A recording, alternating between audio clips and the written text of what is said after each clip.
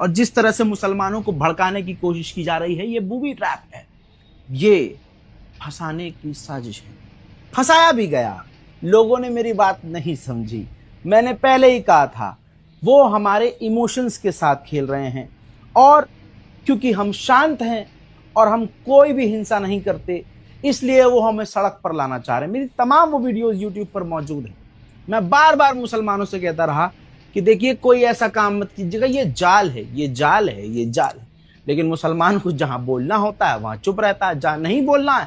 اب آپ کہیں گے کہ پھر بھائی ہم اپنے حضور صلی اللہ علیہ وسلم پر روز کوڑا پھینکا جاتا تھا، کیا اس دور میں ہم سے کوئی کم تھا؟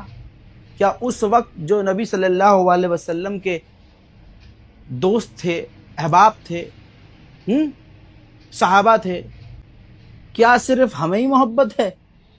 اصل میں ہم محبت کا دکھاوا کرتے ہیں، محبت ہے نہیں۔ میرا پہلا ویڈیو یہ تھا جب یہ سب شروع ہوا کہ اگر ہم سچ میں حضور پاک صلی اللہ علیہ وسلم کے چاہنے والے ہیں تو ہمارا جواب ہمارے عمل میں اس طرح ہونا چاہیے کہ ہم 5 وقت کے نمازی ہو جائیں۔ ہم اپنی زبان، اپنے اخلاق، اپنی چال، اپنی ڈال، اپنی نظر، اپنی گفتار سے سامنے والے کو دکھا دیں کہ ہاں ہم کیا ہیں، ہم کیا ہیں اور وہ کیا ہے۔ جال ہے، آپ کو اکسا کر ایسا لیول کریٹ کیا جا رہا ہے کہ ہر انسان ریپلائی ویڈیو بنائے۔ لوگ ریل پر دوسرے کے خداؤں کو اپمانت کر رہے ہیں، ڈائریکٹ انڈائریکٹ۔ بھائی یہ اسلام نہیں ہے۔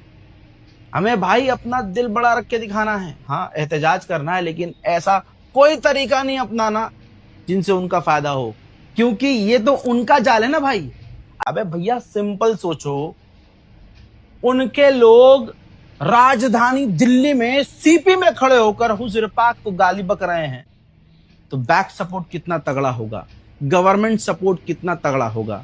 تو یہ چیز ہمیں خود سوچنی چاہیے کہ ان کا یہ ٹریپ ہے، چاہتے یہی ہیں مین مدعوں سے بھٹکانا ہے مسلمان کو۔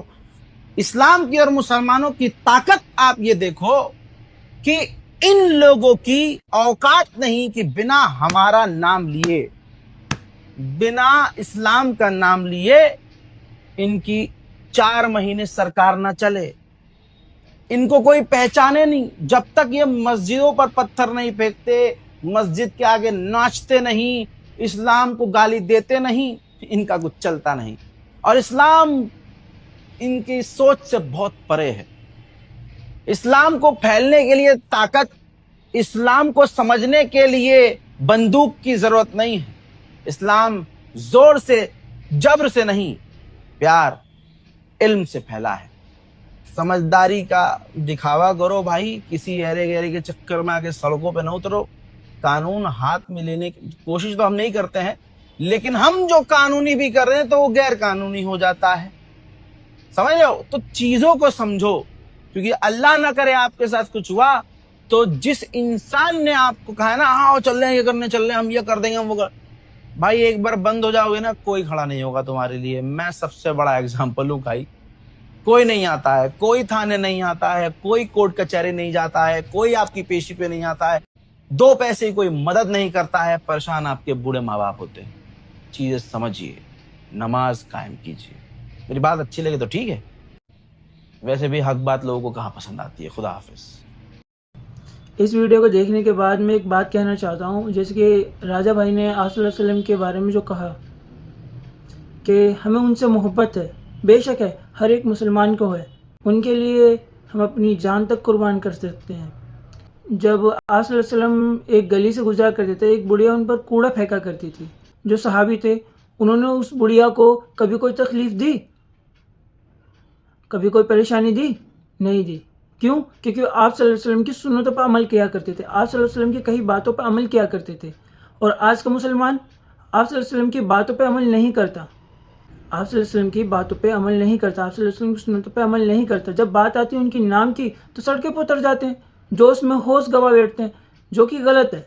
ہونا تو یہ چاہیے تھا، جب آپ صلی اللہ علیہ وسلم کی نام پر جو لوگ گستاخی کر رہے تھے تو ان لوگوں کے خلاف ہم لوگوں کو کیا کرنا چاہیے تھا؟ اپنے اندر تبدیلی کرنی تھی، اندر تبدیلی یہ کرنی تھی کہ ہمیں نماز قائم کرنی تھی، ہمیں آپ صلی اللہ علیہ وسلم کی سنتوں پر عمل کرنا تھا، نہ کہ سڑکوں پر اترنا۔ اگر ہم مسلمان اپنی نمازوں کو، اپنی عیدگاہوں کو، اپنی مسجدوں کو آباد کرنے والے بن گئے، اپنی مسجدوں کو، عیدگاہوں کو آباد کرنے والے بن گئے، دنیا کی ہر سرکار ہمارے آگے جھکنے کو تیار ہو جائیں گی۔ کیوں؟ کیونکہ ہم حق پر ہوں گے، ہم آپ صلی اللہ علیہ وسلم کی سنتوں پر عمل کرنے والے ہوں گے۔